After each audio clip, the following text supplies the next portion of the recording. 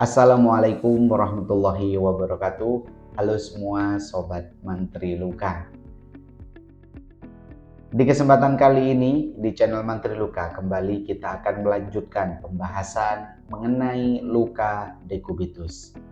Di mana luka dekubitus sudah saya jelaskan di video kemarin apa itu luka dekubitus dan sekaligus menjawab pertanyaan-pertanyaan yang disampaikan oleh sobat Mantri Luka. Apakah luka dekubitus boleh dicuci menggunakan sabun? Dan ada satu pertanyaan lagi, apa yang terjadi apabila pada pasien dengan luka dekubitus tidak dimiringkan kanan dan kiri atau tidak dimanajemen mengenai mobilisasi?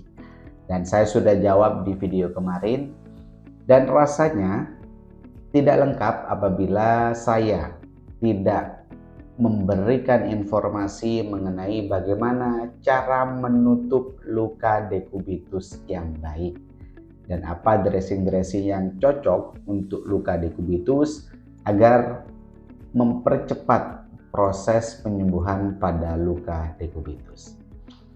Simak video ini hingga akhir untuk sobat Mantri Luka sekalian, dan apabila nantinya ada hal yang kurang jelas mengenai pembahasan luka dekubitus, boleh tuliskan saja di kolom komentar pertanyaan sobat Mantri Luka sekalian dan akan saya jawab di konten channel Mantri Luka. Baik sobat Mantri Luka sekalian, seperti yang kita ketahui bersama bahwasannya luka dekubitus merupakan luka yang gampang susah ya. Karena memang bukan hanya sekedar perawatan yang maksimal, tapi dibutuhkan support tindakan yang baik dari personal hygiene, dari nutrisi, dan juga mobilisasi. Dan apabila tiga hal ini sudah dilakukan dengan baik dan lukanya tidak berprogres dengan baik, coba perhatikan bagaimana cara menutup luka dekubitusnya. Apabila yang sudah dilakukan dirasa benar, maka biasanya progres yang terjadi pada luka itu akan berprogres dengan baik. Akan tetapi apabila progres lukanya kurang baik ya, terjadi kemunduran, maka silahkan perhatikan apakah cara menutupnya sudah tepat atau belum. Dan untuk memperjelas hal tersebut, maka di sini saya akan menjelaskan step by step ya, dari mencuci lukanya sampai dressing atau cara yang baik untuk menutup luka dekubitus. Oke, yang pertama yaitu kita mulai dari bagaimana proses mencuci lukanya ya. Jadi kemarin juga ada yang bertanya apakah mencuci luka dekubitus ataupun luka tekan ini boleh menggunakan sabun. Ya sebenarnya boleh-boleh saja, hanya saja kalau saya pribadi biasanya menggunakan antiseptik ya. Kebetulan di sini saya menggunakan antiseptik Polisan ya, saya mention nih. Halo OneMed ya. Jadi ini adalah antiseptik yang saya pakai, dan juga ada satu lagi antiseptik yaitu Killback antiseptik yang sering saya pakai. Banyak sekali pilihan-pilihan antiseptik seperti Wound Irrigation Solution, seperti Silvosept antiseptik ya, bisa kita gunakan untuk mencuci luka dekubitus. Dan yang biasanya untuk pertama kali kita gunakan NaCl terlebih dahulu ya, kita irigasi menggunakan NaCl, bersihkan kotoran-kotoran, jaringan mati, bekas cairan, bekas salep pada area luka. Selanjutnya kita semprot atau kita irigasi menggunakan antiseptik ini dan kita kompres ya. Biasanya saya mengkompresnya kurang lebih 2-3 menit ya. Apabila dirasa kurang, boleh ditambahkan sesuai dengan kebutuhan dari sobat Mantri Luka sekalian. Oke.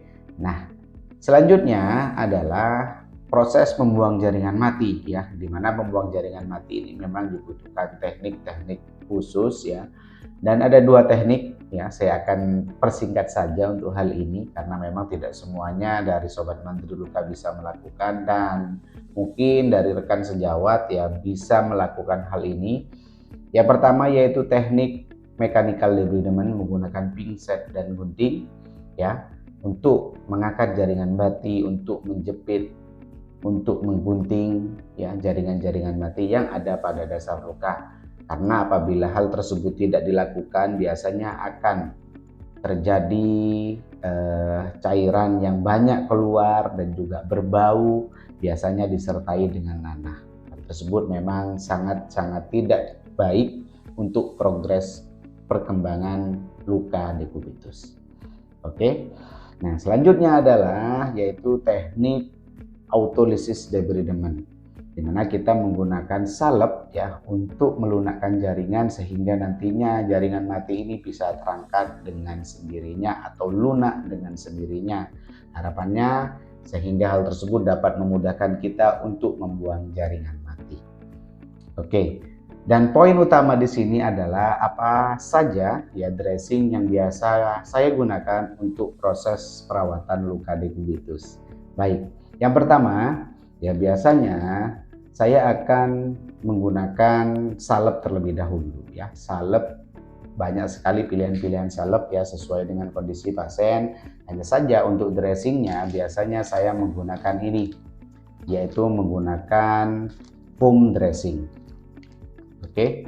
Nah, untuk foam dressing ini juga banyak sekali ya dari merek-merek yang sudah ada di pasaran, dari mulai harga yang murce ya sampai harga yang mahal itu ada. Kalau saya di sini sedang menggunakan punyanya Winner ya.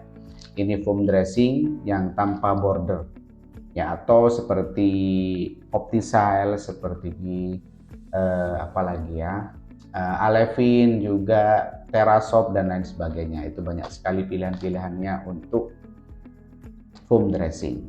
Nah, setelah salep foam dressing, nah silakan untuk di lock terlebih dahulu menggunakan plester ya, agar apa? Agar foamnya tidak sampai kemana-mana. Oke. Dalam artian tidak kemana-mana, tidak sampai melorot atau berpindah dari area luka, karena memang dikarenakan gesekan biasanya akan pindah saat pergantian balutan. Jadi kita plester terlebih dahulu. Selanjutnya kita tambahkan yaitu kasa steril ya, kasa steril, lalu kita plester dengan baik seperti ini. Nah, ketika sudah kita plester seperti gambar tadi, maka yang diharapkan adalah kita juga dapat mengamankan kulit sekitar luka. Nah, untuk mencegah basah ya, yang sering ditanyakan oleh Sobat Mantri Luka. Nah, biasanya apabila ingin mencegah basah, boleh setelah plester kita gunakan seperti plester anti air ya, atau transparan film. Itu juga boleh diaplikasikan setelah plester untuk mencegah iritasi dikarenakan pipis atau dikarenakan BAB yang keluar dari pasien. Nah, hal ini erat kaitannya dengan hubungannya ya dengan personal hygiene pastinya. Oke.